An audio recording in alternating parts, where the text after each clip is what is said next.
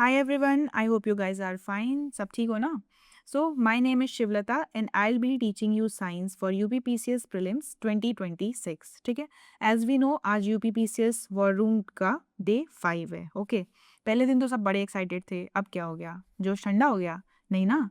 तो फिर जाओ कमेंट्स में बता दो. UPPCS warriors, how's the जोश? चलो स्टार्टिंग विद साइंस. आज हम टैक्सोनॉमी पढ़ेंगे. ठीक है? अच्छा, उससे पहले I would suggest UPPCS war room शुरू होने से पहले सर ने एक स्ट्रैटेजी वीडियो बनाई थी. ठीक है, वो ज़रूर देख लेना. बहुत अच्छे से subject wise topic wise weightage बताया गया है और उसी हिसाब से हम ये जो हाई यील्डिंग टॉपिक्स हैं उनको कवर करेंगे. ठीक है, क्योंकि almost 70 to 80% of the questions इन्हीं टॉपिक से आते हैं. तो मेक श्योर कि ये अच्छे से कर लो. इन टॉपिक से क्वेश्चन गलत हुए तो फिर राम राम, आप कंपटीशन से बाहर हो. ठीक है, अब ये स्ट्रैटेजी वीडियो अच्छे से देखोगे तो समझ में आ जाएगा कि बायोलॉजी में सबसे ज़्यादा इम्पॉर्टेंट टैक्सोनॉमी हो जाता है, क्योंकि सबसे ज़्यादा क्वेश्चन यहीं से आए हैं. तो फिर जो ये आप पूछते हो ना कि इतना कर लेंगे तो हो जाएगा, इज़ दिस सफिशिएंट, जाओ पहले स्ट्रैटेजी वीडियो देखो.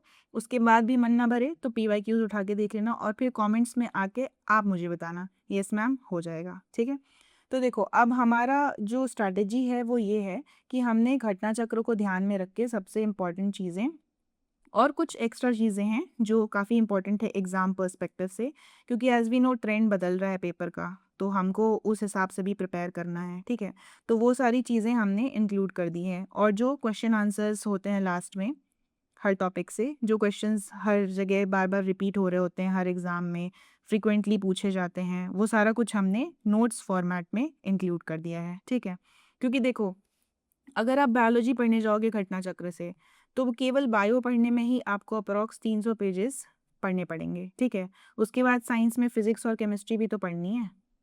सो आपके लिए ये हमने इजी बना दिया है कि ऐसे नोट के फॉर्म्स में हमने ये सारा मटेरियल कंपाइल कर दिया है. ठीक है, जिससे आपके लिए ये काफ़ी इजी हो जाएगा और फिर बाद में आप रिवीजन भी बहुत इजीली कर लोगे. Now starting with our topic taxonomy. देखो टैक्सोनॉमी बेसिकली होता क्या है, ये क्वेश्चन कभी नहीं पूछेगा बट यू शुड नो कि आप पढ़ क्या रहे हो. ठीक है, taxonomy basically science of classification होता है. इसमें क्या होता है, जितने भी लिविंग या फिर एक्सटिंक्ट ऑर्गेनिजम्स हैं, बेसिकली जितने ऑर्गेनिजम्स होते हैं उनको हम अलग अलग ग्रुप्स में क्लासीफाई करते हैं. अब देखो अलग अलग ग्रुप्स में अगर हम क्लासीफाई कर रहे हैं तो कोई बेसिस होगा. ये बेसिस होते हैं या तो आपके कैरेक्टर्स हो गए, आइडेंटिफिकेशन हो गए, नॉमेनक्लेचर वगैरह हो गया. इन चीज़ों के बेसिस पे अगर हम किसी चीज़ को क्लासीफाई करते हैं तो that science of classification is known as taxonomy. ठीक है, अब देखो कार्लस लीनियस जो है इन्होंने बायनोमियल नॉमेनक्लेचर दिया था एंड इन्हीं को हम फादर ऑफ मॉडर्न टैक्सोनॉमी भी कहते हैं. अब देखो इसको याद करने का तरीका क्या होना चाहिए. देखो कभी कभी ना हर चीज़ आप निमोनिक से या फिर ट्रिक से नहीं याद कर सकते हो, थोड़ी सी लॉजिकल थिंकिंग भी आपको यूज़ करनी चाहिए. तो देखो जैसे इसमें कार्लस एल, लीनियस एल, फिर बायनोमियल नॉमेनक्लेचर, तो ऐसे 3-4 बार प्रोनाउंस करोगे तो अपने आप रिलेट कर पाओगे, क्योंकि देखो प्रीलिम्स में ऑलरेडी 4 ऑप्शंस आपके सामने होते हैं, उसमें से ही आपको एक आंसर निकालना होता है. ठीक है, तो इसके लिए आप ऐसे ये यूज़ करके, ऐसी मतलब वर्ड हो गया या फिर लेटर एसोसिएशन हो गया, ये यूज़ करके आप बाकी सब्जेक्ट्स में भी इसको यूज़ करके आंसर पे पहुंच सकते हो बहुत आराम से. ठीक है, तो देखो कार्लस लीनियस इन्होंने क्या दिया था, बाइनोमियल नॉमेनक्लेचर. ठीक है, और इन्हीं को हम फादर ऑफ मॉडर्न टैक्सोनॉमी बोलते हैं. ठीक है, ये तो हो गई बायनोमियल नॉमेनक्लेचर की बात. ठीक है, अब उसके बाद 1969 में RH विटेकर आए. ठीक है, विटेकर ने क्या कर दिया, क्लासिफिकेशन कर दिया. ठीक है, विटेकर ने क्लासिफिकेशन कर दिया. अब क्लासिफिकेशन किया तो किस बेसिस पे किया, 5 किंगडम क्लासिफिकेशन किया इन्होंने. ठीक है, 5 किंगडम्स बनाए. ठीक, RH विटेकर ने 5 किंगडम क्लासिफिकेशन कर दिया. ठीक है, अब जो इन्होंने 5 किंगडम क्लासिफिकेशन किया उसमें था Monera, protista, fungi, Plantae and animalia. अब देखो इसको इसी सीक्वेंस में याद करना बहुत ज़रूरी है, क्योंकि कभी कभी वो डायरेक्ट क्रोनोलॉजी या सीक्वेंस भी पूछ सकते हैं क्वेश्चन में, या फिर अगर मान लो मोनेरा के बारे में कुछ पूछ लिया एंड वो आपसे बोल देते हैं, डबल लाइन स्टेटमेंट में बोल देते हैं कि this species belong to Monera and इसकी ये कैरेक्टरिस्टिक है. ठीक है, अब अगर आपको पता है कि मोनेरा सबसे पहले आया था, ये यानी प्रिमिटिव था. ठीक है, बिल्कुल भी एडवांस नहीं था, इसमें बहुत ही बेसिक चीज़ें थी।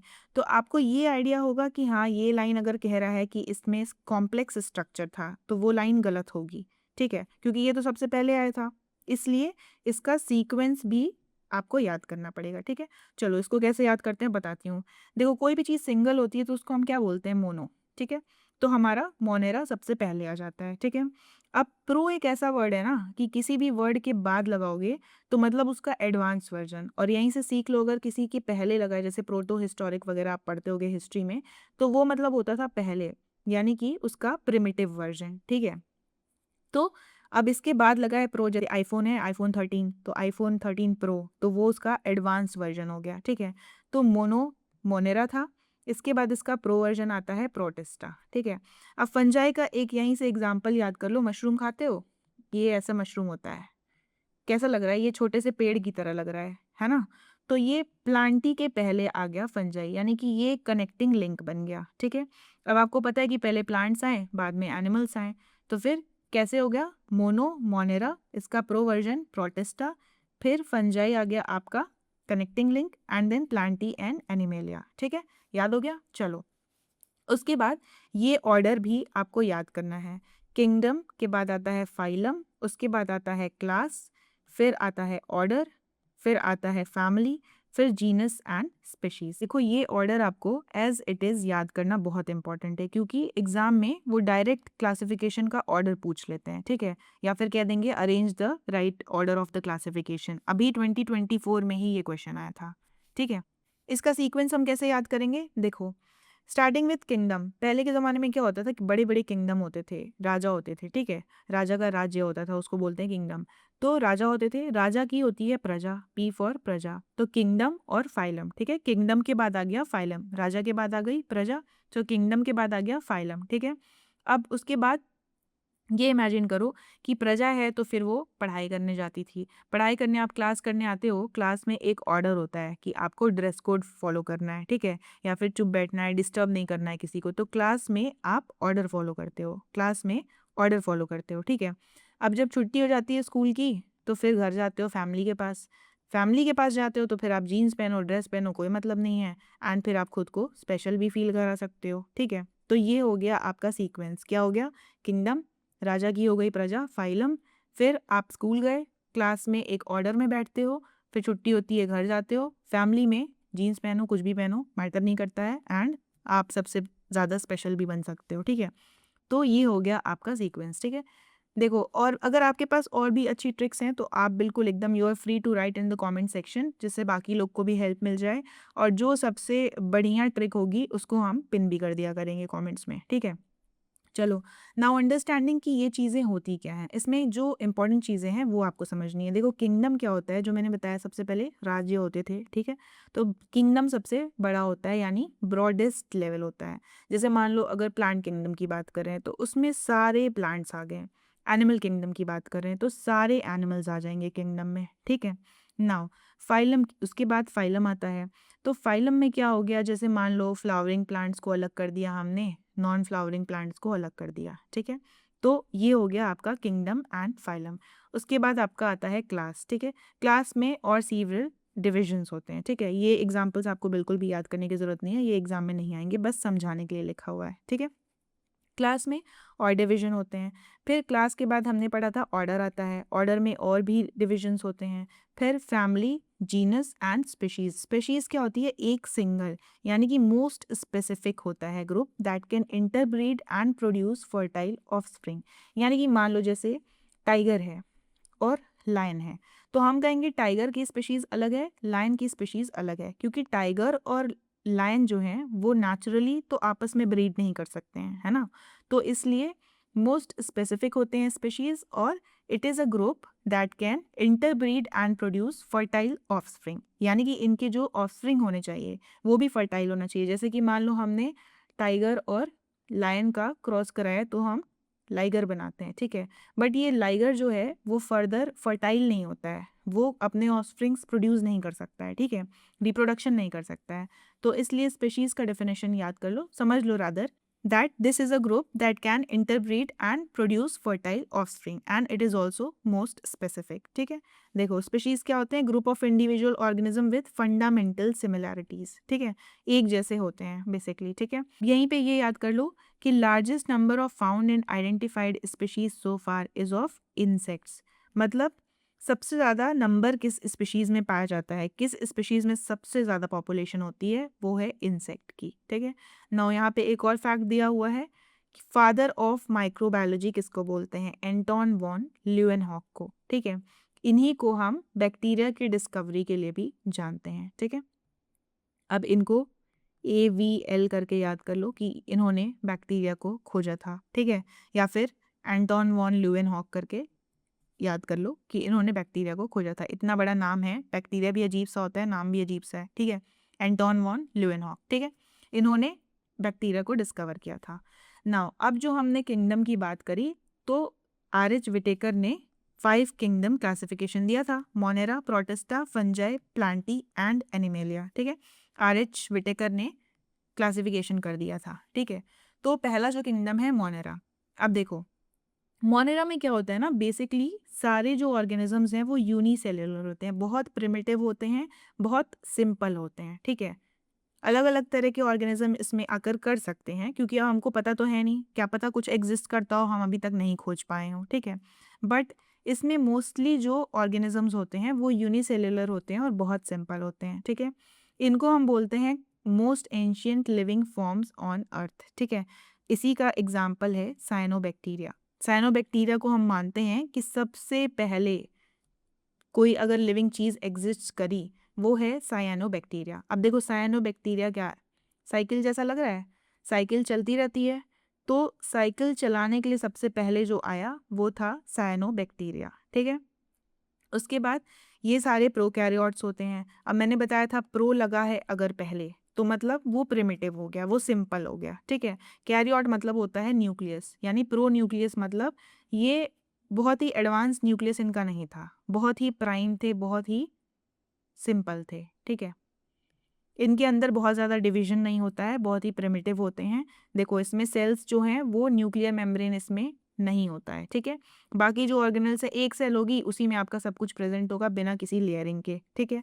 इसमें मोस्टली बैक्टीरिया आ जाते हैं और माइकोप्लाज्मा आ जाता है, ठीक है। माइकोप्लाज्मा जो है वो smallest self replicating free living organism होता है, ठीक है। अब देखो रिप्रोडक्शन इसमें असेक्सुअल होता है, सारी चीज़ें बहुत ही सिंपल हो रही हैं, ठीक है। आप समझो कोई चीज़ पहले पहले आई है, अचानक से तो एडवांसमेंट उसमें नहीं होती है ना, तो मोनेरा में जितनी भी चीज़ें हैं मोस्टली सिंपलर लेवल पे हो रही हैं, ठीक है। अब इसमें दो चीज़ें इंपॉर्टेंट है आपको पढ़नी है, माइकोप्लाज्मा एंड साइनोबैक्टीरिया, इस पे क्वेश्चन आता है, ठीक है। माइकोप्लाज्मा क्या होता है, smallest self replicating free living organism होता है, कि ये सबसे छोटा ऑर्गेनिज्म है जो कि अपने आप को रेप्लिकेट यानी कि वो अपने कॉपीज़ बना सकता है, ठीक है, और फ्रीली एग्जिस्ट करता है, ठीक है। माइकोप्लाज्मा जो है वो इसका एक वेरिएंट होता है जो कि ह्यूमंस में न्यूमोनिया कॉज करता है, ठीक है। माइकोप्लाज्मा न्यूमोनिया उसका स्पीशीज़ का नाम है जो कि ह्यूमंस में न्यूमोनिया कॉज करता है, ठीक है। नाउ साइनोबैक्टीरिया की बात करें अगर हम, तो इसी को हम ब्लू ग्रीन एल्गी भी बोलते हैं। अब देखो ब्लू ग्रीन एल्गी क्यों बोला जा रहा है, ग्रीन प्लांट्स जो होते हैं वो फोटोसिंथेसिस करते हैं, ये साइनोबैक्टीरिया जो है ये भी फोटोसिंथेसिस करता है और फिर ये अपना खाना खुद बना सकता है, ठीक है। ये अकेला फोटोसिंथेटिक प्रोकैरियोट है जो कि ऑक्सीजन प्रोड्यूस कर सकता है फोटोसिंथेसिस करके, इसीलिए हम इसको ब्लू ग्रीन एल्गी भी बोलते हैं, ठीक है। और इसमें एक इम्पॉर्टेंट चीज़ ये भी याद कर लो कि ओशंस में ये जो होता है ना फूड चेन में ये प्राइमरी प्रोड्यूसर्स होते हैं। अब देखो ओशंस में एकदम नीचे ऑक्सीजन कहाँ से आएगी, उससे रिलेट कर लो, साइनोबैक्टीरिया ओशंस में होते हैं जिसकी वजह से वो ओशंस में भी ऑक्सीजन प्रोड्यूस करते हैं, ठीक है। और वो प्राइमरी प्रोड्यूसर लेवल पे होते हैं ओशंस के फूड चेन में, ठीक है। नाउ आगे बढ़ते हैं, देखो बैक्टीरिया की बात करते हैं। हम सबको पता है कि बैक्टीरिया माइक्रोस्कोपिक होते हैं, हम बिना माइक्रोस्कोप के बैक्टीरिया को नहीं देख सकते हैं, सिंगल सेल्ड होते हैं, प्रिमिटिव ऑर्गेनिजम्स होते हैं, ठीक है। ह्यूमंस में आपने देखा होगा गट बैक्टीरिया जो है वो पॉजिटिव होता है, हमारे लिए अच्छा होता है, और कुछ बैक्टीरियाज होते हैं जो हमारे लिए हार्मफुल होते हैं जिनकी वजह से डिजीजेज होती हैं, ठीक है। कुछ डिजीजेज जो हैं जो बैक्टीरिया की वजह से होती हैं वो है cholera, syphilis, leprosy, tuberculosis, this is TB, ठीक है। वो जो खांसी वाली बीमारी होती है टीबी, वो बैक्टीरिया की वजह से होती है, ठीक है। वैसे ये वाला पार्ट हम आगे डिसीजेज में बहुत अच्छे से कवर करेंगे, ठीक है। अब देखो, न्यूट्रिशन के बेसिस पे अगर हम बैक्टीरिया का क्लासिफिकेशन करें तो हमारे पास हेटरोट्रॉफिक बैक्टीरिया आ जाता है एंड ऑटोट्रॉफिक बैक्टीरिया आता है। ऑटो का मतलब समझ रहे हो, जो खुद से अपना न्यूट्रिशन ले रहा है, यानी कि खुद अपना खाना बना ले रहा है। तो ये दो तरह से बना सकते हैं, एक तो फोटोसिंथेसिस करके, लाइट का यूज़ करके, एंड देन दूसरा जहाँ पे लाइट ना हो वहाँ पे केमिकल्स का यूज़ करते हैं, तो उनको हम कह देते हैं कीमोसिंथेटिक बैक्टीरिया, ठीक है। ये दोनों आपके आ जाते हैं ऑटोट्रॉफिक बैक्टीरिया, यानी जो बैक्टीरिया अपना खाना खुद बना सकें, एंड हेट्रो मतलब जो दूसरे पे डिपेंडेंट होते हैं। जो बैक्टीरिया अपने न्यूट्रिशन के लिए दूसरे पे डिपेंडेंट होते हैं उनको हम हेट्रोट्रॉफिक बैक्टीरिया बोलते हैं, ठीक है। अब देखो, एक चीज़ आती है आर्की बैक्टीरिया। ये क्या होता है? देखो, ये आर्की डोमेन का होता है, सिंगल सेल ऑर्गेनिज्म होता है, ठीक है। और ये अलग अलग जगह पे पाया जाता है, होता बैक्टीरिया ही है, ठीक है, बस उससे थोड़ा सा अलग होता है, इसीलिए इसका अलग से नाम दे दिया गया है आर्की बैक्टीरिया, ठीक है। इसमें मोस्टली जो है एक्सट्रीमोफाइल्स पाए जाते हैं। एक्सट्रीमो मतलब, देखो मैंने बोला ना, वर्ड ब्रेक डाउन करो, लेटर एसोसिएट करो, आधी चीज़ें आपको वहीं से क्लियर हो जाएंगी। एक्सट्रीमोफाइल्स मतलब एक्सट्रीम कंडीशंस में ये बैक्टीरिया पाए जाते हैं, ठीक है।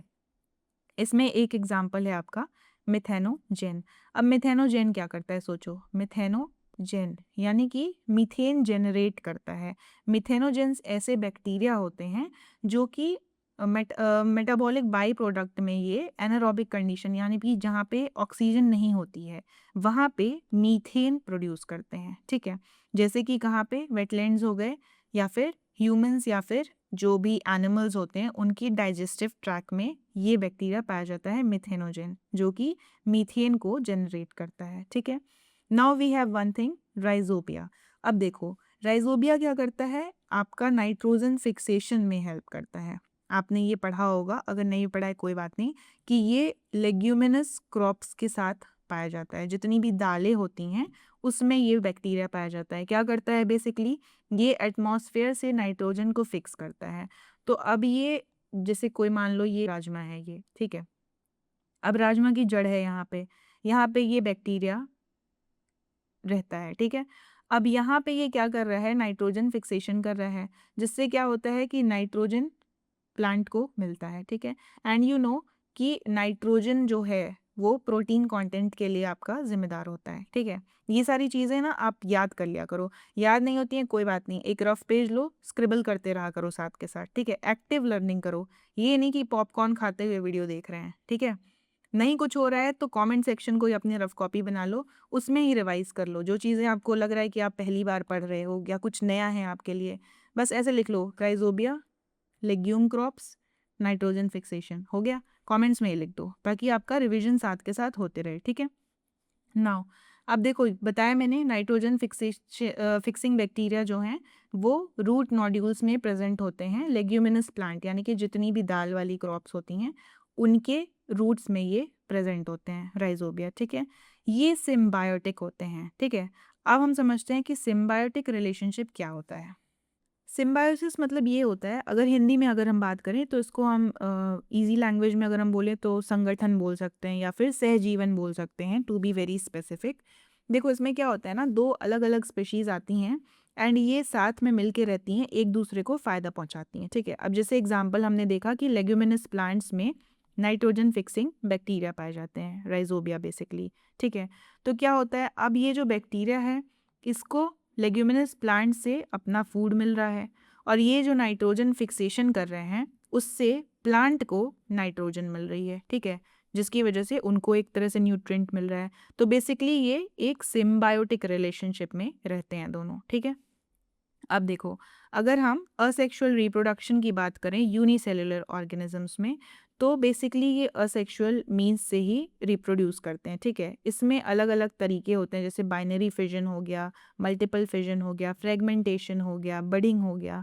तो बेसिकली ये नाम आपको याद होने चाहिए कि ये असेक्सुअल रिप्रोडक्शन के तरीके होते हैं, ठीक है।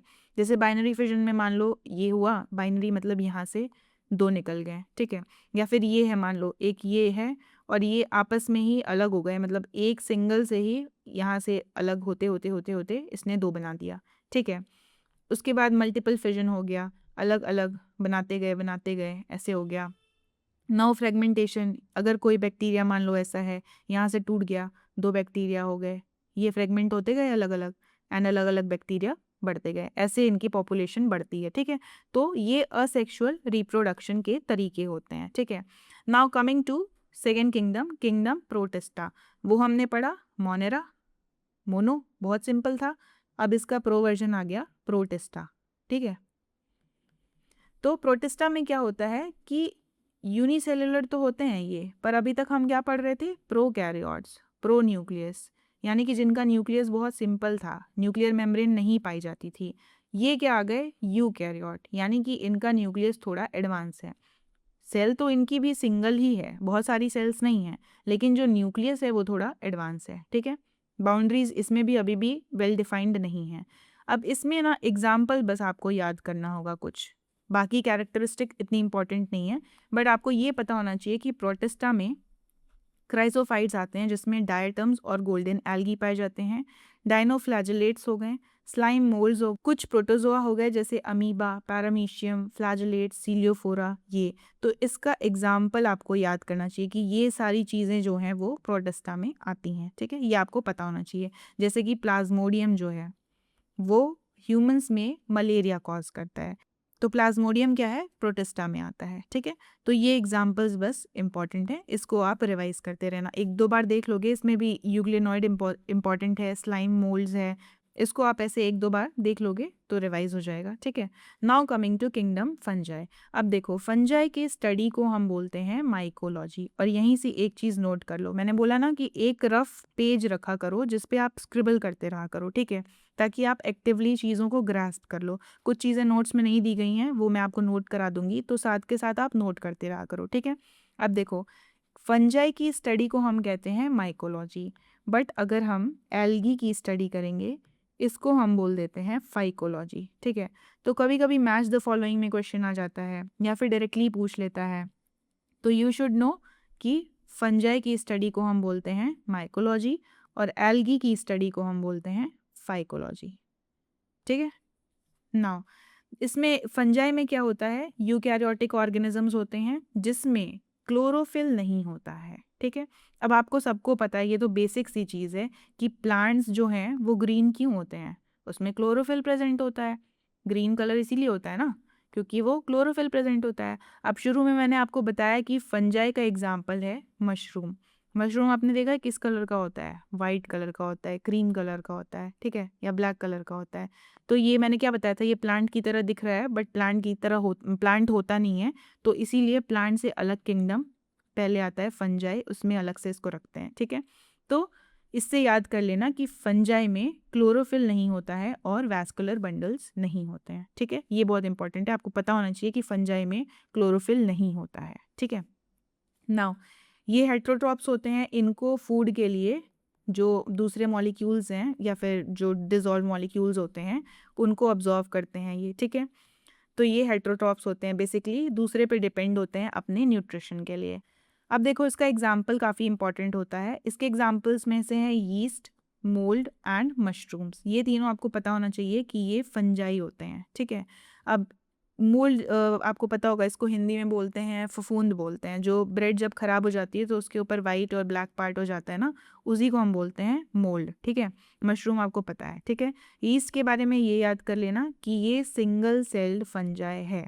ठीक है, ये बेसिकली पता है ब्रेड वगैरह बनाने में भी यूज़ किया जाता है इसको। ठीक है, जिसकी वजह से जैसे मान लो छोले भटूरे खाते हो ना, तो भटूरे में अगर ईस्ट डाल दो तो वो राइस कर जाता है आटा, इतना सा आटा होगा फिर ये ऐसे फूल जाएगा। ठीक है, तो वो कुकिंग में यूज़ किया जाता है ईस्ट। ठीक है, ये सिंगल सेल्ड फंजाई होता है, ये याद कर लेना। ठीक है, नाउ मोल्ड की बात करें तो ये जो है multi cellular filamentous called hyphae, ये थोड़े से हाईफाई हो जाते हैं। ठीक है, यीस्ट से थोड़े हाईफाई हो जाते हैं मोल्ड, तो ये इस तरह से फॉर्मेशन बनाते हैं हाइफी का। ठीक है, इसमें ये ग्रो करते हैं। ठीक है, नाउ मशरूम की बात करें तो फाइलम इतना इंपॉर्टेंट नहीं है, but we know mushrooms are spore bearing fleshy fruiting bodies of fungus. ठीक है, क्योंकि हम खाते हैं मशरूम को। ठीक है, तो वहाँ से याद कर लेना कि दीज आर फ्रूटिंग बॉडी। ठीक है, मशरूम हो गए फंजाई का part. Okay, now then we have one thing, dimorphic fungi. तो डाइमॉर्फिक मतलब कि ये दो फॉर्म्स में एग्जिस्ट कर सकते हैं। कौन से दो फॉर्म्स में? मोल्ड की तरह भी और ईस्ट की तरह भी। इसका एक बहुत प्रोमिनेंट एग्जाम्पल है पेनिसिलियम। पेनिसिलियम को कैसे याद करोगे? देखो, ये पेन की तरह भी नहीं है और पेनिसिलियम पेंसिल की तरह भी नहीं है, तो ये पेन और पेंसिल दोनों की तरह ही आ जा रहा है, तो इसको कर देंगे हम डाइमॉर्फिक, यानी दो तरह में एग्जिस्ट कर सकता है, दो तरह के फॉर्म्स में। ठीक है, now let's see mycorrhiza and lichen. देखो, हमने ऊपर पढ़ा था राइजोबियम के बारे में या राइजोबिया। ये बेसिकली क्या होता है? ये बैक्टीरिया होता है लेग्यूमिनस प्लांट के साथ जो सिम्बायोटिक एसोसिएशन में रहता है। बट हमने ऊपर एक और चीज़ पढ़ी थी, माइकोलॉजी। माइकोलॉजी क्या होता है? Study of fungi.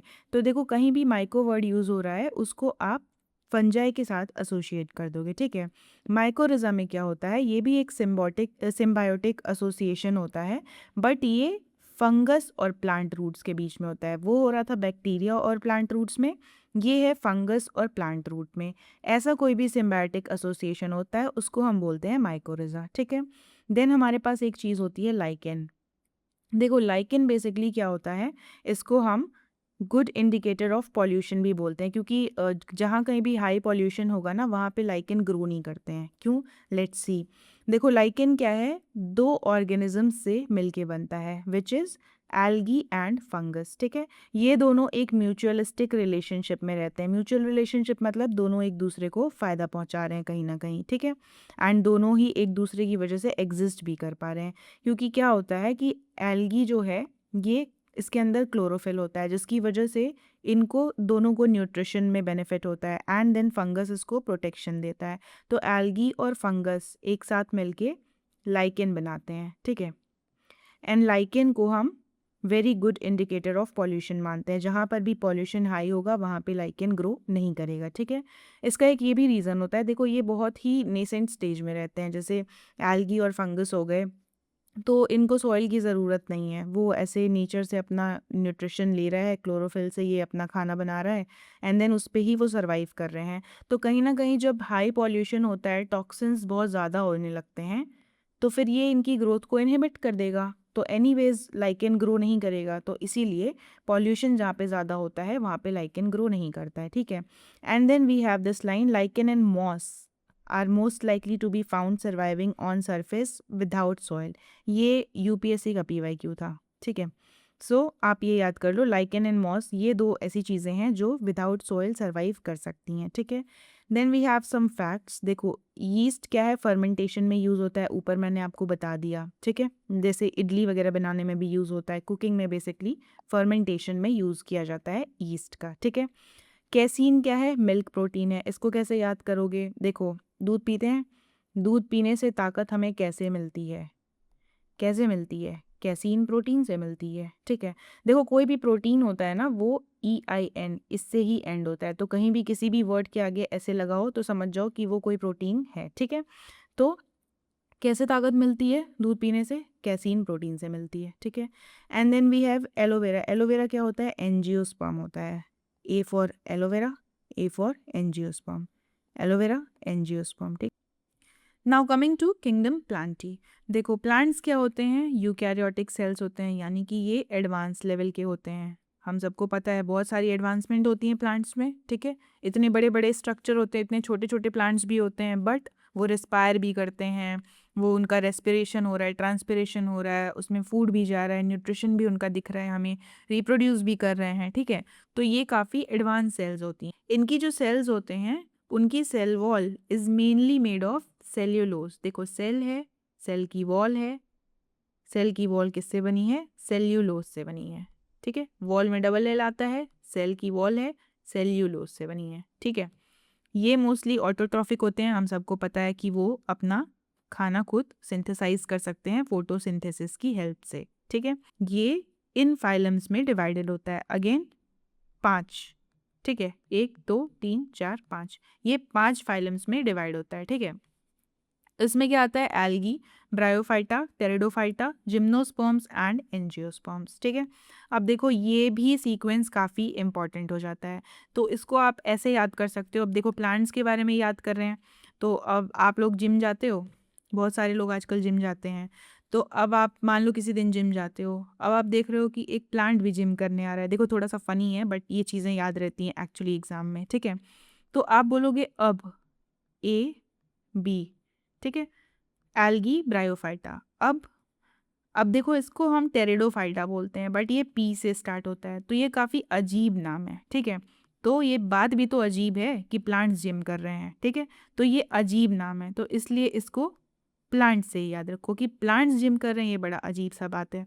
तो एल्गी अब प्लांट्स भी जिम आएंगे, ठीक है। अब प्लांट्स भी जिम आएंगे, अब प्लांट्स भी जिम आएंगे। Algae bryophyta pteridophyta gymnosperms and angiosperm, ठीक है। जाओ कमेंट्स में लिख दो, अब प्लांट्स भी जिम आएंगे, याद हो जाएगा ये algae bryophyta pteridophyta gymnosperm and angiosperm, ठीक है। अब देखो प्लांट्स में कुछ इंपॉर्टेंट प्लांट्स होते हैं जिनके बारे में आपको पता होना चाहिए, ठीक है। एक होता है पिचर प्लांट, इसका नाम होता है नेपिंथीस, ठीक है। नेपिंथीस होता है पिचर प्लांट, ठीक है। इसमें क्या होता है कि ये अपना खाना खुद तो बना लेता है, ये एक ऑटोट्रॉफ होता है, ठीक है। लेकिन इसी को हम इंसेक्टिवोरस भी बोलते हैं क्योंकि ये इंसेक्ट्स को भी खा जाता है। कैसे? क्योंकि देखो बेसिक इसका मैकेनिज्म क्या है कि ये जहाँ जिस सॉइल पे ये ग्रो करता है ना, उसमें नाइट्रोजन बहुत कम होता है, ठीक है। तो अब इसको अपना नाइट्रोजन इनटेक तो पूरा करना है, तो वो क्या करता है कि जितने भी कीड़े, जितने भी इंसेक्ट्स इसके ऊपर आते हैं उनको वो ट्रैप कर लेता है एंड देन फिर उसको धीरे धीरे डाइजेस्ट कर लेता है। इसीलिए हम इसको इंसेक्टिवोरस प्लांट बोलते हैं, ठीक है। इसमें आपका नाम, एक स्पीशीज का नाम है नेपेंथीज, जो कि पिचर प्लांट भी जिसको बोलते हैं। पिचर देखो, पिचर प्लांट क्यों बोलते हैं, ये इस तरह का होता है, ये एक पिच की तरह का होता है, ठीक है। ये इसमें कीड़ा यहाँ पे आता है और ये बंद कर लेता है, इसमें ट्रैप कर लेता है कीड़े को और फिर डाइजेस्ट करता रहता है धीरे धीरे, ठीक है। तो इसको हम बोलते हैं पिचर प्लांट। नाउ ज़ीरोफाइट्स, ज़ीरो देखो याद करो, ज़ीरो मतलब ज़ीरो लिविंग कंडीशन है, वहाँ पे आप रह ही नहीं सकते हो, ऐसी एक्सट्रीम कंडीशन है, ठीक है। अब जीने के लिए सबसे ज़्यादा ज़रूरी क्या होता है, पानी की ज़रूरत होती है हमें। तो ज़ीरो लिविंग कंडीशन है तो क्या होगा, पानी वहाँ पर नहीं होगा, ठीक है। तो जहाँ पर भी जैसे डेजर्ट हो गए या स्नो कवर्ड रीजन्स हो गए जहाँ पे पानी नहीं मिलता है या फिर बहुत कम पानी मिलता है, ऐसी सिचुएशंस में जो प्लांट्स सर्वाइव करते हैं उनको हम बोलते हैं ज़ीरोफाइट्स, ठीक है। इसके एग्जांपल्स में कैक्टस हो गए, एलोवेरा हो गया, पाइनएप्पल हो गया, ये सारे जो हैं वो ज़ीरोफाइट्स होते हैं, ठीक है। अब इसका अडेप्टेशन इम्पॉर्टेंट है, कभी कभी वो 3-4 लाइन में पूछ लेते हैं कि ये ज़ीरोफाइट प्लांट्स की ये स्पेसिफिकेशंस होते हैं, ट्रू और फॉल्स ऐसे करके, ये मतलब which of the following are correct ऐसे करके। तो अडेप्टेशंस में आपको देखो, अब जहाँ पे पानी की कमी है, तो मान लो कोई ये प्लांट है, ठीक है। अब पानी यहाँ पे नहीं मिल रहा है, तो उसके लिए क्या करेगा, उसकी रूट्स पानी की खोज में अंदर तक जाएंगी कि अब पानी मिलेगा, अब पानी मिलेगा। तो एक इम्पॉर्टेंट चीज़ होती है, रूट सिस्टम इसका बहुत डीप होता है अंडरग्राउंड, ठीक है, कि रूट्स इसकी बहुत लंबी लंबी होंगी, ठीक है। देन दूसरा अडॉप्टेशन क्या होता है कि इनकी जो परमिएबल एपिडर्मल लेयर होती है उसकी परमेबिलिटी भी काफ़ी रिड्यूस होती है, कि मतलब अंदर का पानी वो बाहर नहीं जाने देती हैं क्योंकि वाटर लॉस नहीं करना है, ठीक है। स्टोमेटा आपने पढ़ा होगा, अगर फोटोसिंथेसिस बचपन में याद होगा अगर आपको, तो स्टोमेटा की वजह से ही फोटोसिंथेसिस होता है। बेसिकली ये ओपनिंग्स होती हैं जो खुलती हैं और बंद होती हैं। तो स्टोमेटा भी बहुत सिकुड़ा होता है, यानी कि संकीर्ण होता है, ताकि जो वाटर लॉस है वो ना हो सके, ठीक है। देन सक्यूलेंस, यानी कि जो वाटर का स्टोरेज होता है वो सोलेन स्टेम्स में होता है। जैसे आपने कैक्टस देखा होगा, ऐसे मोटी मोटी पत्तियां होती हैं फुली हुई, ठीक है। तो वो सोलेन स्टेम्स हो गया या लीव्स हो गई, तो उसको हम बोलते हैं सक्यूलेंस, ठीक है। और फिर कुछ कुछ तो ज़ीरोफाइट्स ऐसे होते हैं जिसमें कि जो लीव्स होती हैं वो मॉडिफाई होके स्पाइन में बन जाती हैं, जैसे थॉर्न टाइप का बन जाता है, इतना मॉडिफाई हो जाती है क्योंकि वाटर लॉस हमें कम करना है, ठीक है।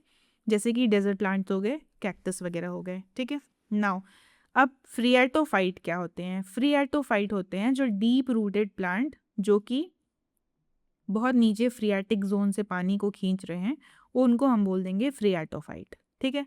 Hydrophyte, we know hydro is water, तो ये aquatic प्लांट्स होते हैं जो कि पानी में ही हमेशा सबमर्ज्ड रहते हैं और पानी में ही ग्रो करते हैं, ठीक है। अब इसका जो मतलब मोस्ट इम्पॉर्टेंट अडेप्टेशन है वो आ जाता है एरनकाइमा, ठीक है। कि अरे हम तो पानी में हैं, पानी में ही रहना पड़ेगा, अरे हमको जीवन भर पानी में ही रहना पड़ेगा। तो ये हाइड्रोफाइट का मोस्ट कॉमन अडेप्टेशन होता है एरेनकाइमा। ठीक है। हेलोफाइट, हेलो जहाँ पे भी लगा है उसका मतलब होता है सॉल्ट, तो हेलोफाइट होते हैं सॉल्ट टॉलरेंट प्लांट। ठीक है। तो जहाँ पे बहुत नमक है, बहुत सेलाइन वो है सिचुएशन है, वहाँ पे भी ये प्लांट्स ग्रो कर जाएंगे। ठीक है। तो ये होते हैं हेलोफाइट्स। ठीक है। Now moving to epiphyte. Epiphytes में बेसिकली क्या होता है ना कि ये प्लांट होता है एंड यहाँ से ये जो दूसरा प्लांट है वो इसका सपोर्ट लेके, एक बड़े प्लांट का सपोर्ट लेके ऐसे यहाँ से उगता है, यहाँ से अराइज करता है। जैसे ऑर्किड्स है ना, तो ये किसी बड़े पेड़ पे, मोटे पेड़ के तने से अपने आप को ऊपर उठाता है ऐसे। ठीक है। तो ये क्या करता है, अपना फूड तो खुद बनाता है लेकिन ये फिजिकल सपोर्ट इस प्लांट से लेता है। ठीक है। तो ऐसे प्लांट्स को हम बोलते हैं एपीफाइट, जिसका एक मेजर एग्जांपल है ऑर्किड्स। ठीक है। जो भी मेंशन है उसको बहुत ही इंपॉर्टेंट समझ के पढ़ो, कुछ भी ऐसा नहीं है जो इररिलेवेंट है। ठीक है। नाउ अगर हम टेम्परेचर के बेसिस पे प्लांट्स को क्लासिफाई करें तो we have eurythermal, stenothermal, microthermal and hekistothermal plants. ठीक है। अब देखो बेसिकली मोस्ट इंपॉर्टेंट ये दोनों होते हैं। इन दोनों को याद करने का तरीका क्या है, देखो यूरी स्टेनो, स्टेनो में नैरो, स्टेनो अगेन ओ, नैरो अगेन ओ, दोनों में ओ आ रहा है। तो नैरो मतलब पतला स्पेक्ट्रम है, जो ऑर्गेनिज्म इस नैरो टेम्परेचर रेंज में रहते हैं, इसको हम बोलते हैं स्टेनोथर्मल। ठीक है। Narrow steno. ठीक है। तो बचा हमारे पास यूरीथर्मल, ये क्या करते हैं, वाइड टेम्परेचर रेंजेस में पाए जाते हैं, सरवाइव कर सकते हैं बेसिक। स्टेनो को याद कर लो, स्टेनो मतलब नैरो। एग्जाम में देखो, एग्जाम में बहुत कंफ्यूजन होती है इन दोनों को लेके। ठीक है। वो ऐसे ये लाइन को पलट के दे देंगे, स्टेनो में लिख देंगे across wide temperature range, Yuri में लिख देंगे अक्रॉस नैरो टेम्परेचर रेंज, तो फिर वो गलत हो जाएगा सेंटेंस। ठीक है। इसलिए एक चीज़ को याद कर लो, स्टेनो नैरो, ओ ओ, नैरो यानी स्टेनो। ठीक है। नाउ माइक्रोथर्मल जो हो गए कि ये बेसिकली लो टेम्परेचर्स को टॉलरेट कर देते हैं। ठीक है। फिर हमारे पास आते हैं हेकिस्टोथर्मल। हेकिस्टो क्या होता है, जो भी कोल्ड टॉलरेंट ऑर्गेनिजम्स होते हैं, बेसिकली पोलर रीजन्स। अब पोलर रीजन्स क्या होते हैं, बहुत कमी है हमारे पास, बहुत ही मतलब एक्सट्रीम कंडीशंस हैं, अलग ही स्पेशल केस है, तो ये स्पेशल जैसा नाम भी है, हेकिस्टोथर्मल। ठीक है। नाउ अगर हम अंडरग्राउंड स्टेम्स और रूट की बात करें, तो जैसे हमारे पास हल्दी होता है या फिर जिंजर है, तो हम कहते हैं कि उसका जो हमारा ईटिंग पार्ट होता है वो क्या होता है, जिंजर जैसे मिट्टी के अंदर पाया जाता है, बट वो रूट नहीं होता है, वो होता है राइजोम। ठीक है। तो ये क्वेश्चंस डायरेक्ट आए हुए हैं, आपको ये याद करना है। ठीक है। देखो, ginger is a stem not a root, होता तो मिट्टी के अंदर है वो, लेकिन वो स्टेम होता है। अब स्टेम की खासियत क्या होती है, स्टेम में देखो आपको यहाँ से याद कर लो, शुगर केन देखा है ना, शुगर केन तो सबने अच्छे से मतलब देखा, तो जिंजर और टर्मरिक भी होगा, बट आई होप आपने ऑब्जर्व नहीं किया होगा शायद, तो मैं आपको एक बार अच्छे से याद दिला दूँ। देखो शुगर केन ऐसा होता है, ये शुगर केन है और यहाँ पे सेगमेंट्स बने होते हैं, गन्ना खाया है ना, तो ऐसे सेगमेंट्स बने होते हैं। ठीक है। ये वाला पार्ट होता है बहुत हार्ड होता है। ठीक है। तो मूविंग फॉरवर्ड, तो शुगर केन में ऐसे सेगमेंट्स होते हैं, तो जिस भी पार्ट में सेगमेंट होते हैं उसको हम स्टेम कंसिडर करते हैं। अगर अभी जाके हल्दी उठाना, या कच्ची हल्दी होगी, नहीं तो फिर अदरक उठा लेना, तो आप देखोगे कि ये अदरक है, तो अलग अलग फ्रेगमेंट्स बने होते हैं, यहाँ पे ऐसे ऐसे फ्रेगमेंट्स बने होंगे। ठीक है। तो इसलिए हम इसको रूट कंसिडर नहीं करते हैं। देखो, it has nodes and internodes, ginger. तो जिंजर, टर्मरिक और शुगर केन क्या होता है, ये स्टेम होते हैं। अब स्टेम तो होते हैं, ये तो समझ में आ गया, लेकिन अगर हम टाइप पूछ दिया तो ये राइजोम होते हैं। ठीक है। राइजोम से अब देखो कैसे याद करोगे राइजोम, जैसे कि ये होते हैं मिट्टी के अंदर पाए जाते हैं। ठीक है। स्टेम तो ऊपर राइज करता है, तो ये स्टेम होते हैं और राइजोम होते हैं। स्टेम राइज करता है, स्टेम होते हैं, राइजोम होते हैं। ठीक है। याद हो गया ना। अगर नहीं याद हो रहा है तो आप बार बार स्क्रिबल कर सकते हो किसी भी रफ पेज पे, या कमेंट्स में लिख सकते हो, तो आपको ये बहुत इजीली याद हो जाएगा। 2-3 बार लिख लोगे, अपने आप याद हो जाएगा। नाउ पोटैटो हो गया, कसावा हो गया, डहेलिया हो गया, ये सब क्या होते हैं, ट्यूबर। बेसिकली पोटैटो का क्वेश्चन बार बार आता है, तो यू शुड नो पोटैटो क्या होता है, ट्यूबर। तो पोटैटो भी स्टेम होता है, बट इसको हम ट्यूबर क्यों बोलते हैं? क्योंकि आप देखते हो पोटैटो जो है वहाँ पे ऐसे-ऐसे, यहाँ से ऐसे कभी आलू लगाना होता है तो इसको ऐसे काटा जाता है, ठीक है? तब ये अलग 3 अलग पौधे लगते हैं, ठीक है? तो इसमें नोड्स तो नहीं पाए जाते हैं बट ये स्पेशलाइज़्ड स्टेम ही है। तो देखो जैसे हम हिंदी में बोलते हैं ना कभी-कभी कि आलू हो क्या, ट्यूबलाइट हो क्या, ऐसे बोलते हैं किसी भी बुद्धू इंसान को ऐसे बोल देते हैं आलू हो, ट्यूबलाइट हो। तो उससे याद कर लो पोटैटो जो है उसको हम ट्यूबर बोलते हैं, ठीक है? पोटैटो के स्टेम को, मॉडिफाइड स्टेम को, ठीक है? नाउ बल्ब, अब देखो अनियन हो गया आपका इस तरह से होता है, गार्लिक हो गया इस तरह से होता है, ट्यूलिप हो गए इस तरह से होते हैं बल्ब की शेप में, ठीक है? तो उसका जो मॉडिफाइड पार्ट है उसको हम बोलते हैं बल्ब। ओके, नाउ देखो as I have told you ginger जो है स्टेम होता है, रूट नहीं होता है क्योंकि इसमें नोड्स और इंटरनोड्स होते हैं। पोटैटो मॉडिफाइड स्टेम, उसको हम ट्यूबर बोलते हैं। देन वी हैव टर्मरिक, ये भी मॉडिफाइड स्टेम होता है, and rhizome, turmeric stem rise करता है सो राइजोम, ठीक है? स्वीट पोटैटो, शकरकंद जो है वो ट्यूबरस रूट होता है, अगेन मॉडिफाइड रूट होता है ये, ठीक है?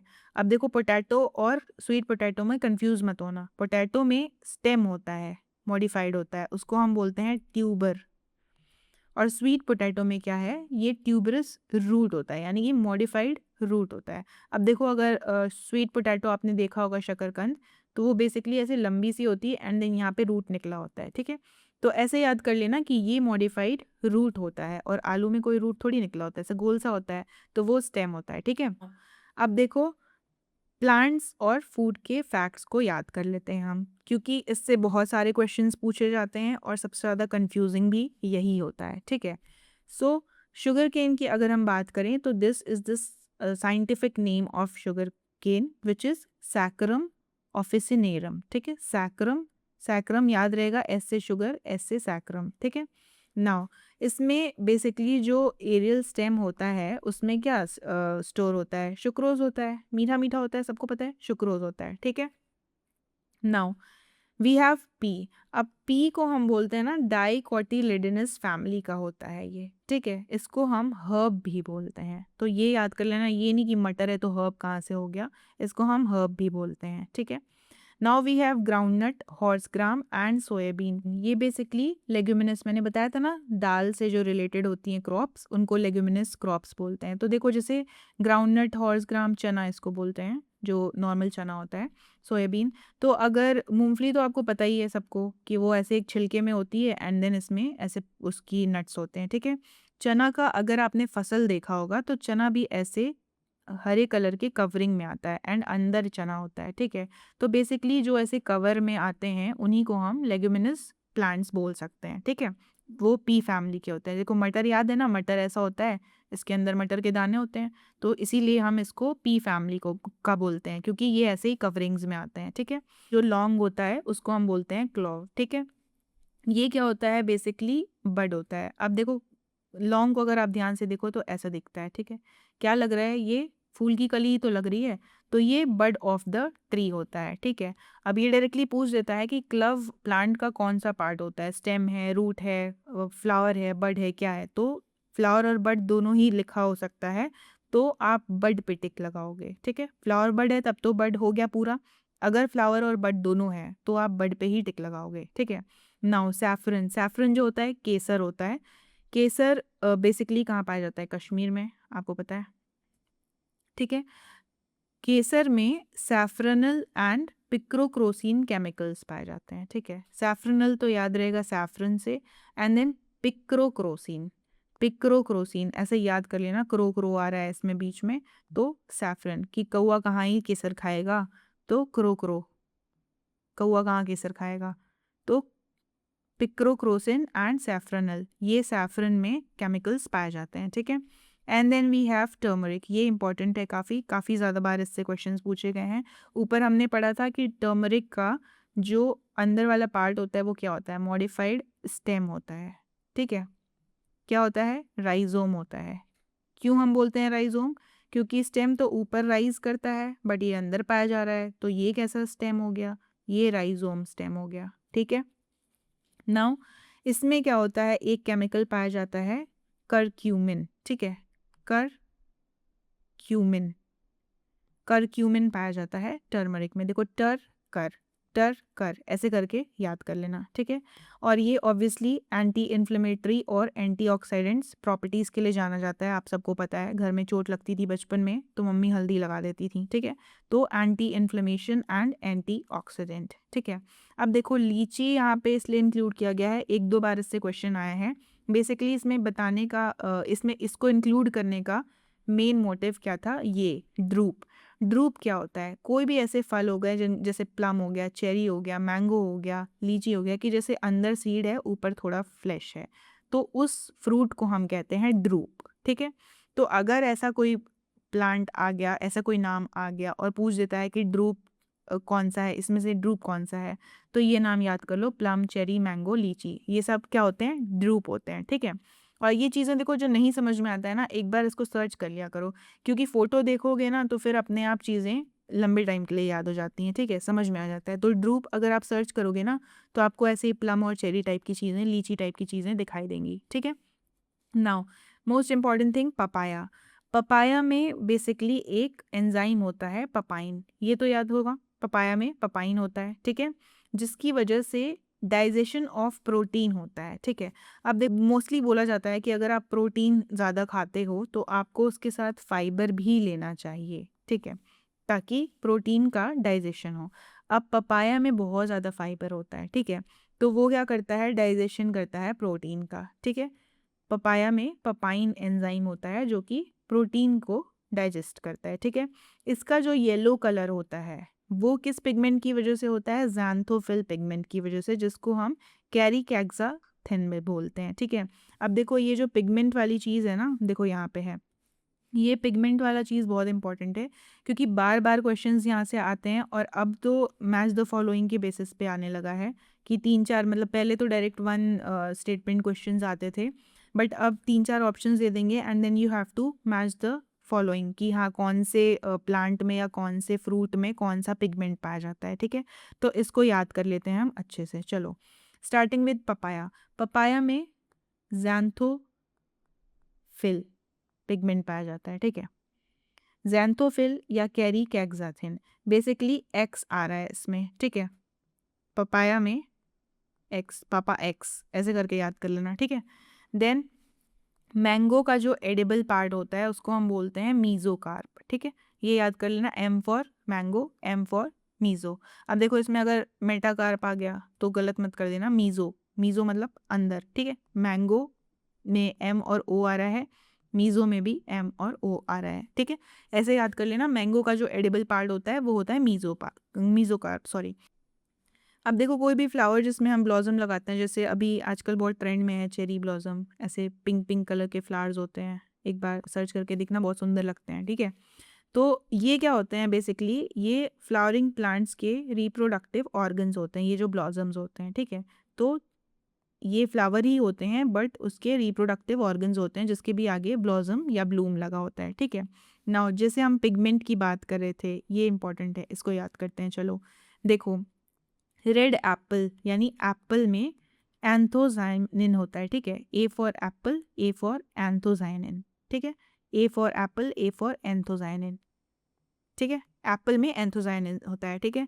कैरेट में कैरोटीन होता है, C for carrot, C for carotene, और कैरेट की तरह ही ये साउंड भी कर रहा है, कैरेट, कैरोटीन, ठीक है। अब देखो टोमेटो में क्या होता है, लाइकोपीन होता है, ठीक है।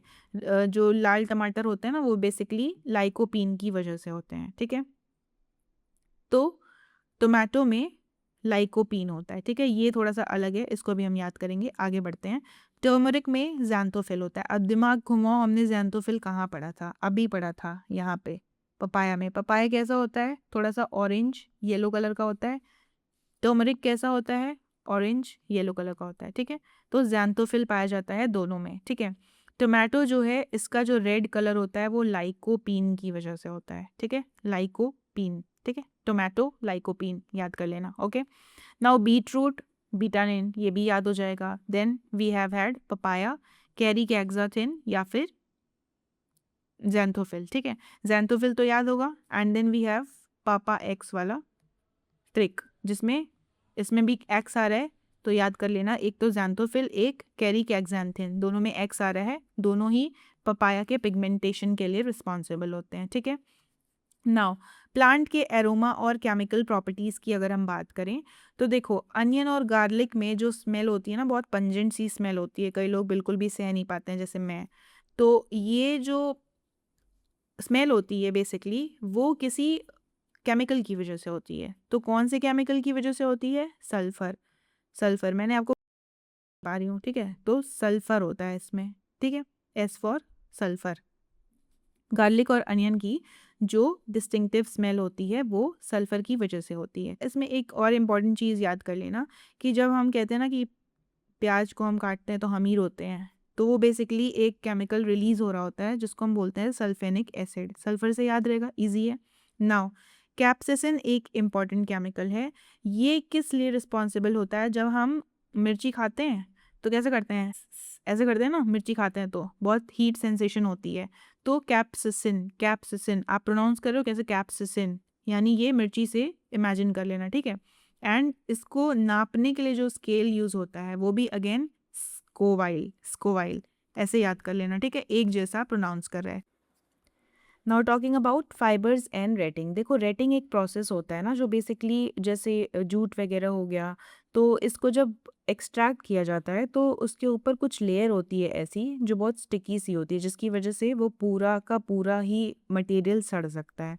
तो वो ऐसे पानी में डाल दिया जाता है एंड देन वो जो स्टिकी मटेरियल होता है वो बाहर निकल जाता है और जो यूज़फुल मटेरियल होता है उसको एक्सट्रैक्ट कर लिया जाता है।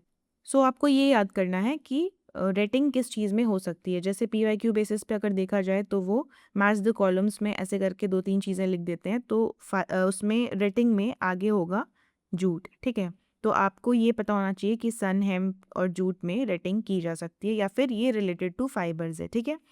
नाउ प्लांट बड की बात करें, अगर हम बड की बात करें बेसिकली तो ये बॉटनी और जूलॉजी दोनों में ही यूज़ होता है, ठीक है। प्लांट बड, यू नो बड किसको बोलते हैं? कली को, ठीक है, वो होती है प्लांट बड, ठीक है। लेकिन जूलॉजी में क्या होता है कि कोई एनिमल होता है ऐसे, जैसे हम ऊपर प्रोटिस्ट वगैरह देख रहे थे, प्रोटिस्टा किंगडम देख रहे थे, तो उसमें क्या होता है कि कुछ ऐसे एनिमल्स होते हैं, प्रोटिस्ट वगैरह होते हैं जो ग्रो करते हैं असेक्सुअल रिप्रोडक्शन से, इस तरह से उसको हम बोलते हैं बडिंग। जैसे इसका एग्जांपल है हाइड्रा में बडिंग होती है, ठीक है। Now moving forward, trophic roles की बात करें अगर हम, तो देखो बहुत इजी है, सबको पता है वैसे तो, बट स्टिल मैं आप लोग को रिवाइज करा दे रही हूँ। देखो जो प्रोड्यूसर्स होते हैं ना वो खाना बनाते हैं, ठीक है, तो वो ऑटोट्रॉफिक होते हैं, यानी कि उनको किसी और की ज़रूरत नहीं पड़ रही है। बेसिकली हमारे इकोसिस्टम में जो प्रोड्यूसर्स हैं वो कौन है? Green plants. और हमने ऊपर पढ़ा था ओशियन इकोसिस्टम में प्रोड्यूसर्स कौन है? सायानोबैक्टीरिया और डायटम्स, ठीक है। इस पे कई बार PYQ आ चुका है, तो ये चीज़ें आप एकदम याद कर लो, ठीक है। देन फिर आते हैं फर्स्ट लेवल पे कंज्यूमर्स, जो फर्स्ट लेवल पे खाना खाते हैं, यानी कि जो हर्बीवोर्स होते हैं, जैसे खरगोश हो गया, रैबिट है, तो वो केवल ग्रीन वेजिटेबल्स हो गया या फ्रूट्स हो गया यही खाएगा, तो वो केवल हर्ब्स को खाएगा, तो ये फर्स्ट लेवल के कंज्यूमर्स हो गए।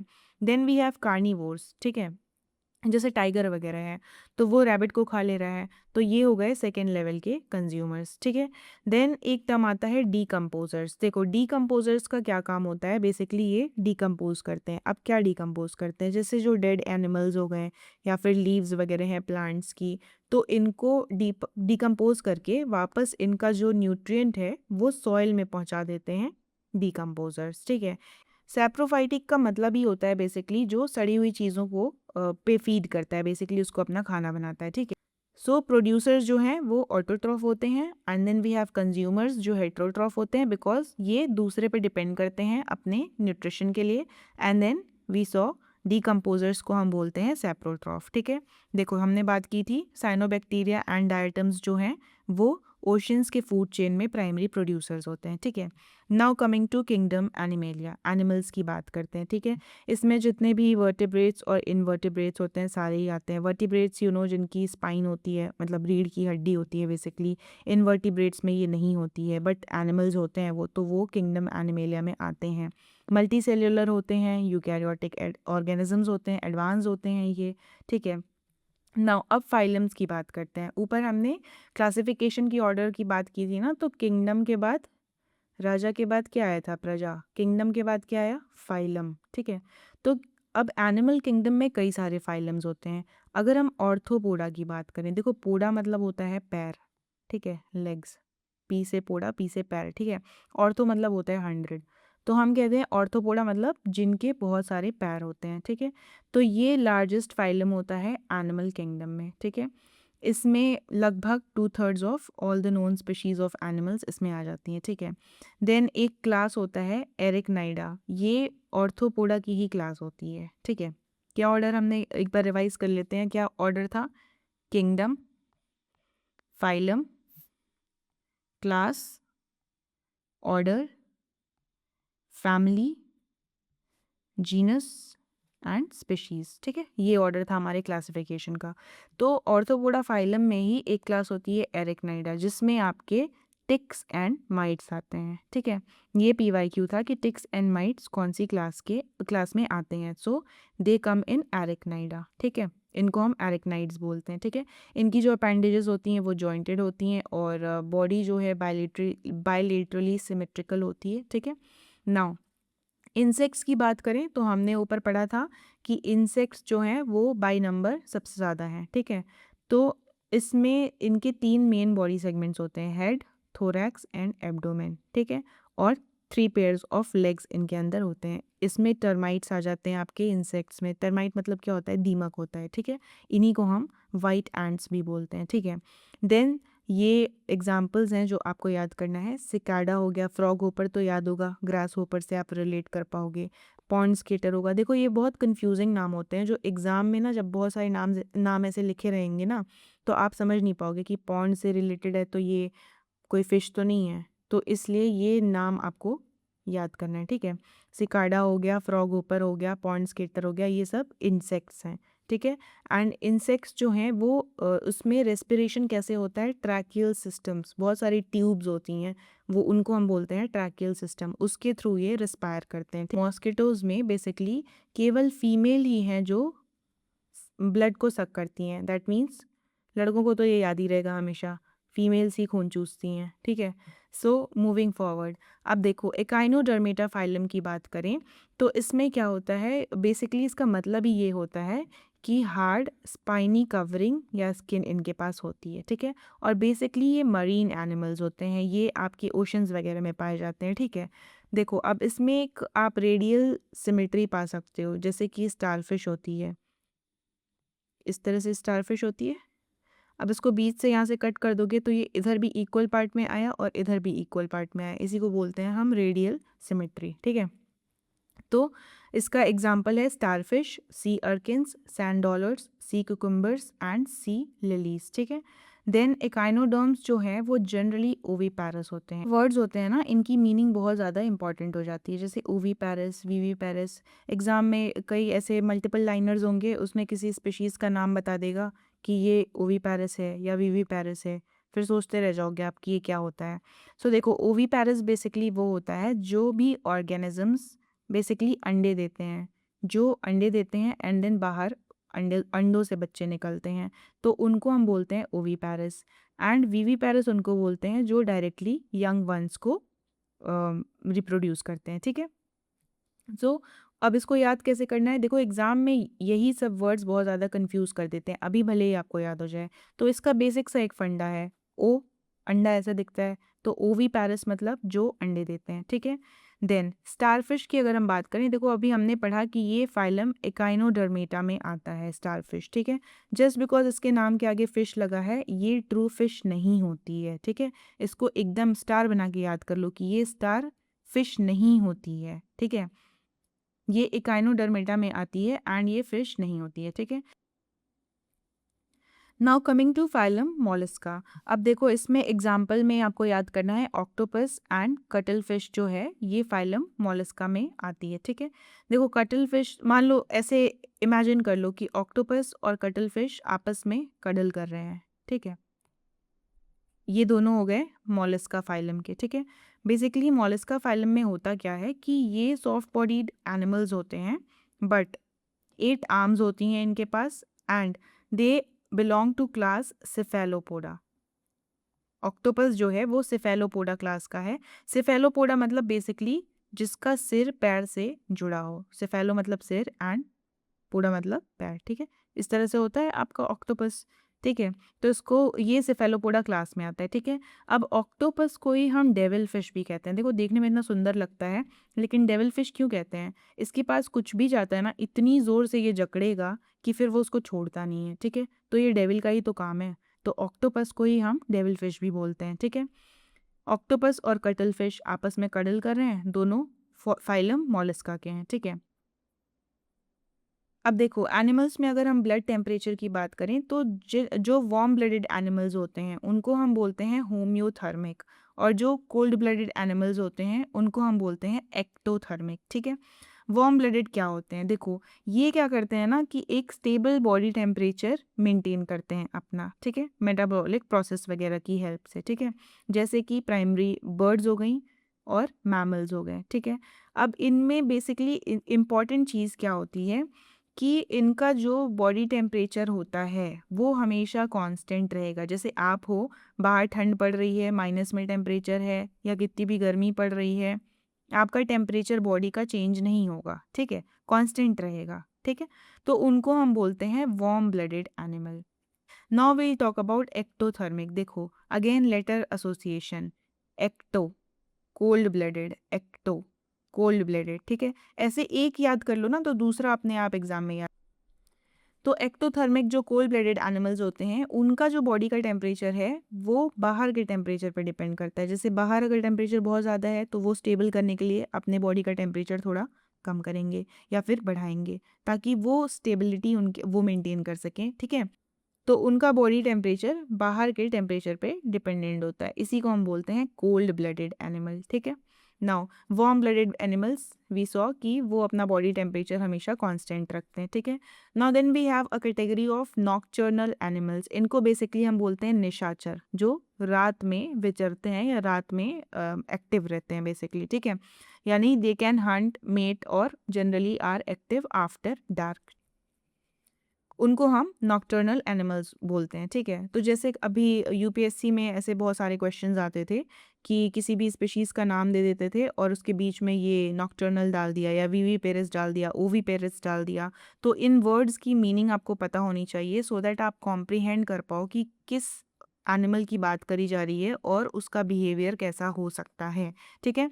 क्योंकि हम देख रहे हैं कि यूपीपीसीएस का क्वेश्चन लेवल भी वैसे ही चेंज होता जा रहा है, तो वी कैन एक्सपेक्ट कि स्पीशीज़ बिहेवियर पे क्वेश्चन आ जाए, ठीक है। नाउ अब एक चीज़ है कि बहुत सी फिशेज़ हैं जिनके आगे फ़िश लगा रहता है बट वो एक्चुअल में फ़िश नहीं होती हैं, ठीक है। तो वो आपको याद करना है। देखो जेली फ़िश है, अब इसको याद कर लो जेली, जैसे जस्ट जेली एक टॉफ़ी आती है जो आप खाते हो, ठीक है। तो जेली याद कर लो कि नहीं नहीं जेली तो फ़िश नहीं हो सकती, ठीक है। Then we have star fish. हमने पढ़ा कि स्टार फिश, स्टार बना लो, ये फिश नहीं है, इकाइनोडर्मेटा की ये मेंबर है, ठीक है। Then we have silver fish. देखो चांदी थोड़ा महंगा होता है, ठीक है, तो मछली सस्ती होती है, तो सिल्वर फिश तो नहीं हो सकती है, ठीक है। एंड कटल फिश हमने ये ऑक्टोपस के साथ पढ़ा था ऊपर कि ये दोनों कडल करते हैं एक साथ, इसलिए ये मॉलस्क होते हैं, दोनों मॉलस्क फाइलम में होते हैं, ठीक है। अब जेलीफिश अगर फिश नहीं है तो क्या है? ये स्नेडेरिया है। स्टारफिश इकाइनोडर्मेटा, ये इंपॉर्टेंट है इसमें। एंड सिल्वर फिश एक इम्पॉर्टेंट चीज़ ये है कि ये एक इंसेक्ट होता है, ठीक है। अब इसको तुरंत सर्च करके देख लेना ये कैसे दिखता है, क्योंकि तब फिर आपको याद रहेगा कि सिल्वर फिश तो एक कीड़ा होता है, फिश नहीं होती है ये, ठीक है। कटल फिश हमने देखा कि ये मॉलस्का में आती है। नाउ हैग फिश जो है ये भी फिश नहीं होती है, ये एक जॉलेस फिश होती है, जॉ नहीं होता है, ठीक है। और ये कॉर्डेटा फाइलम में आता है, ये फिश नहीं होती है, ट्रू फिश नहीं होती है। And then we saw devil fish, तो ऑक्टोपस है, वो फिश नहीं है। And then we have crayfish. तो हैग एंड क्रे यही याद करना है आपको, बाकी तो सारा लॉजिकल ही है, ठीक है। हैग एंड क्रे, ठीक है, ये दोनों फिश नहीं होती हैं, ओके। अब टू फिशेस की कुछ एग्जांपल हैं, जैसे कुछ ऐसे एनिमल्स का नाम होगा जो आप सोचोगे कि कुछ और है लेकिन वो एक्चुअल में फ़िश होता है, ठीक है। तो इसमें देख लेते हैं क्या क्या है। इसमें बेसिकली एक चीज़ याद कर लो, गोल्ड फिश, ये ट्रू फिश होती है। डॉग फिश, ये मत समझना कि डॉग अगर आ गया तो कोई एनिमल होगा, डॉग फिश फिश ही होता है। एंड इसमें एक मोस्ट इंपॉर्टेंट चीज़ होती है सी हॉर्स। सी हॉर्स मतलब ये मत समझने लगना कि कोई घोड़े जैसा होगा या कोई एनिमल जैसा होगा, इसको हम हिप्पोकैम्पस भी बोलते हैं। एंड सी हॉर्स ऐसा होता है, ऐसा ऐसा दिखता है, थोड़ा ऐसे टील टाइप का होता है, ये फिश होती है, ठीक है। And catfish is also a true fish, ठीक है। स्कॉलियोडॉन एक फिश होती है, इसको हम डॉग शार्क भी बोलते हैं, इसको भी याद कर लेना कि ये ट्रू फिश होती है, ठीक है। ये एग्जांपल्स हैं आपके ट्रू फिशेस के। एंड ये हमने देखे बेसिकली जो फिश तो जिनमें लगा है लेकिन ये ट्रू फिशेस नहीं होती हैं, ठीक है। तो उसमें क्वेश्चन ऐसे पूछ देगा कि विच ऑफ, अब तो मतलब पहले तो डायरेक्ट वन वर्ड वाला क्वेश्चन पूछता था, बट अब ऐसे पूछ सकता है कि मान लो ये चारों लिख दिया, इसमें से कुछ इंक्लूड कर दिया, एंड देन वो 1 2 3 ओनली वाला ऐसे वाला पैटर्न का क्वेश्चन आ गया कि इसमें से कौन कौन सी ट्रू फिश है बताओ, तो फिर बैठे रह जाओगे फिश फिश फिश देख के, ठीक है। तो इसको याद कर लेना, okay. Now fish, amphibians and reptiles की बात करें अगर हम, तो एम्फीबियंस जो हैं वो बेसिकली इसमें आपको यही याद करना है कि ये एक्वेटिक और टेरेस्ट्रियल यानी ज़मीन पे और पानी में दोनों में ही जा सकते हैं, पाए जा सकते हैं। ये इसमें फ्रॉग का एग्जांपल याद कर लेना कि ये कोल्ड ब्लडेड होता है। कोल्ड ब्लडेड मैंने आपको बताया कि बाहर के टेम्परेचर के हिसाब से अपनी बॉडी का टेम्परेचर ये एडजस्ट करता है, ठीक है। एक इम्पॉर्टेंट चीज़ ये है कि ये अपने स्किन के थ्रू सांस लेता है। जैसे आपने कभी फ्रॉग देखा होगा तो देखते होगे कि वो ऐसे मूवमेंट कर रही होती है उसकी स्किन, तो ऐसे इमेजिन कर लो कि ये अपने स्किन के थ्रू ब्रीथ करता है, ठीक है।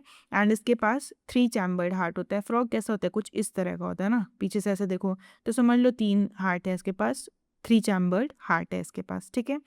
उसके बाद रेप्टाइल्स की बात करें तो we have turtles, crocodiles, snakes, lizards वगैरह, ये रेप्टाइल्स में आती हैं। एंड जो स्नेक का पॉइजनस फैंग होता है, बेसिकली इस तरह के 2 दांत होते हैं जिसकी वजह से वो ऐसे किसी को काटता है सांप अगर, तो पॉइजन आता है बॉडी में, ठीक है।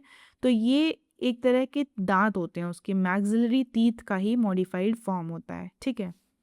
Then we have mammals. देखो कुछ ऐसी बर्ड्स होती हैं ना जो दिखती हैं बर्ड्स जैसी, but they are actually mammals. देखो मैमल्स का अगर हम हिंदी देखें ना तो दे आर कॉल्ड स्तनधारी। ये ऐसे इसलिए बोलते हैं क्योंकि ये बेसिकली अपने बच्चों को जन्म देते हैं और उनको फीड कराते हैं, ठीक है। तो मैमल्स बोलते हैं, मैमरी ग्लैंड से बेसिकली मैमल्स का नाम आया है। तो टॉकिंग अबाउट बैट्स, बैट्स देखो चमगादड़ होती है बट वो बर्ड नहीं होती है, वो मैमल होती है, ठीक है। एंड लार्जेस्ट जो फ्लाइंग बैट्स होती हैं वो वी हैव फ्लाइंग फॉक्सेस जिसको हम फ्रूट बैट बोलते हैं, ठीक है। अब देखो बैट जो है वो only mammal capable of flying, मतलब एक इकलौता मैमल है जो उड़ सकता है, ठीक है। एंड देखो ये मैंने बताया ना कि एवीज बेसिकली बर्ड्स के लिए यूज़ किया जाता है, कि बैट जो है वो बर्ड नहीं होती है, वो मैमल होती है, याद कर लेना। बैट, देखो सारी चिड़िया उड़ती हैं, बैट क्या करती है, उल्टी ऐसे लटकी रहती है, ठीक है। तो समझ लो चिड़िया तो नहीं है ये, ठीक है। तो याद कर लो कि बैट मैमल, बैटमैन से भी याद कर लो, बैट मैन यानी बैट मैमल, ठीक है। मैमल होती है बैट। नाउ ब्लू व्हेल जो होती है ये फिश नहीं होती है, व्हेल होती है, लार्जेस्ट मैमल है, सबसे बड़ी है ये तो आपको पता है व्हेल, बट ये लार्जेस्ट मैमल है, फिश नहीं है, मैमल है, ठीक है। नाउ डॉल्फिन की बात करें तो ये एक्वेटिक मैमल है, we know. And river Ganga dolphin जो है वो national aquatic animal of India भी है, ठीक है। इसका साइंटिफिक नेम इतना इंपॉर्टेंट नहीं है, अब इतना ये रिलेवेंट नहीं रह गया है, ठीक है। नाउ टॉकिंग अबाउट सी काऊ, देखो सी काऊ क्या होती है, एक जायंट हर्बीवोरस, आप रिलेट कर सकते हो काऊ से, एक्वेटिक मैमल होता है, ठीक है। देन वी हैव प्लेटाइपस एंड एकाइडना, ये एग लेइंग मैमल्स होते हैं, ठीक है। उसके बाद नीलगाय आ गई, तो नीलगाय इज नॉट अ काउ, ये क्या है, ये डियर होता है, एक एंटीलोप बेसिकली, ठीक है। तो नीलगाय इज ऑफ डियर फैमिली या फिर एंटीलोप फैमिली, ठीक है। ये काउ नहीं होती है। एनिमल्स को पढ़ने का ना, एनिमल स्पीशीज बिहेवियर का को पढ़ने का बेस्ट तरीका होता है कि एक एक नाम आप एक बार सर्च कर लो। नीलगाय को देखोगे ना वो हिरन जैसी ही लगेगी, एक डियर जैसी ही दिखेगी, ठीक है। नाउ गिबन एक स्मॉलेस्ट मैन लाइक एप होता है। ऑटर एक बार यूपीएससी में क्वेश्चन पूछा जा चुका है, इसमें आया है अट्रोसियस एनिमल, तो आपको पता होना चाहिए कि अट्रोसियस एनिमल क्या होता है, जो अपने हाथ से काम कर सके, ठीक है, जो दिमाग लगा सके, थोड़ी तरकीब लगा सके, उसको हम बोलते हैं एट्रोशियस एनिमल, ठीक है। तो ये सारे वर्ड्स आपको पता होने चाहिए, ठीक है। नाउ डॉल्फिन एंड व्हेल्स, ये इनके पास ब्लो होल्स होते हैं जिसके थ्रू ये ब्रीथ करती हैं। And dolphin and whales are not fishes, ठीक है। फिशेस के पास तो गिल्स होते हैं ना। Then earthworm breathes through skin, और कौन स्किन के थ्रू सांस लेता है? फ्रॉग, ऊपर हमने पढ़ा था, ठीक है। Now we have earthworm again. ये इनके पास रेड ब्लड सेल्स नहीं होती हैं, ठीक है। देखो ये तो नॉर्मल सी चीज़ है, आप याद कर सकते हो कि उसमें खून ही नहीं दिखता है तो रेड ब्लड सेल कहाँ से होगी, ठीक है। देन आपको पता है फार्मर्स फ्रेंड बोलते हैं अर्थवॉर्म्स को, क्योंकि ये सॉइल की फर्टिलिटी इम्प्रूव करता है, ठीक है। फ्रेंड ऑफ फार्मर्स बोलते हैं। उसके पास इसमें basically 5 pair of heart like pulsating blood vessels होते हैं, ठीक है। तो उसमें कभी कभी पूछ लेता है कि कितने पेयर ऑफ हर्ट होते हैं या फिर कितने चैम्बर का हर्ट होता है, तो कंफ्यूज मत होना। बेसिकली इनके पास heart like pulsating blood vessels होते हैं। अब देखो इतनी पतली सी बॉडी है, सारा कुछ वेसल से ही भरा है, ठीक है। तो आप समझ लो कि इनकी बॉडी में क्या ही होता होगा, आरबीसी भी नहीं होता है तो क्या ही होता होगा, ठीक है। देखो फिर we have earthworms, millipedes and woodlice. इनको हम बोलते हैं डेट्रेटिवोर्स। देखो डेट्रेटिवोर्स बेसिकली क्या होते हैं? जो डेड ऑर्गेनिक मैटर पे फीड करते हैं, ठीक है, उनको हम बोलते हैं डेट्रेटिवोर्स, ठीक है। कॉकरोच और स्पाइडर की बात करें तो आपको पता होना चाहिए कि कॉकरोच का जो खून होता है वो वाइट कलर का होता है। अगर नहीं याद होगा तो एक कॉकरोच मार के देख लेना, ठीक है। नाउ जो स्पाइडर सिल्क प्रोड्यूस करते हैं उनको हम बोलते हैं गोसामर सिल्क, ठीक है। गोसामर सिल्क, गोसामर सिल्क बोलते हैं। जो स्पाइडर सिल्क प्रोड्यूस करता है उसको हम बोलते हैं गोसामर सिल्क, ठीक है। एंड ये बहुत ही स्ट्रांग होती है, लाइक इसकी जो स्ट्रेंथ है वो स्टील की मतलब स्टील से कंपेयर किया जाता है इसकी स्ट्रेंथ को, इतनी स्ट्रेंथ होती है इसमें। तो गोसामर सिल्क जो है वो स्पाइडर प्रोड्यूस करते हैं, ठीक है।